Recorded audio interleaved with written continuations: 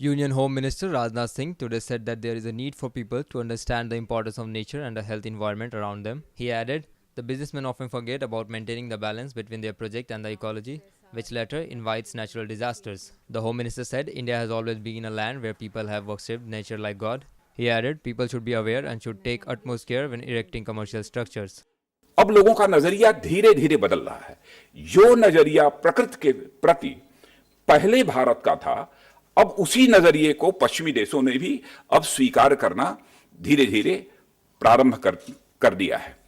Development ऐसा ही होना चाहिए जो कंपैटिबल टू नेचर हो। अब सारे पश्चिमी देशों के लोगों ने भी इस हकीकत को मानना प्रारंभ कर दिया है।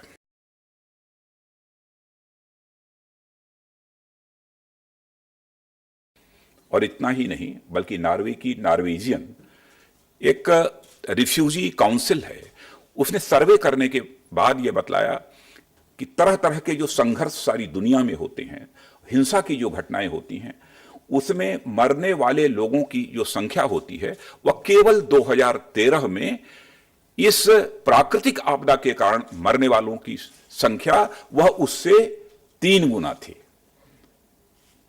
इसका मतलब कि प्राकृतिक आपदा पर पूरी तरह से मनुष्य विजय प्राप्त कर लेगा, यह कोई भी दावे के साथ नहीं कह सकता है।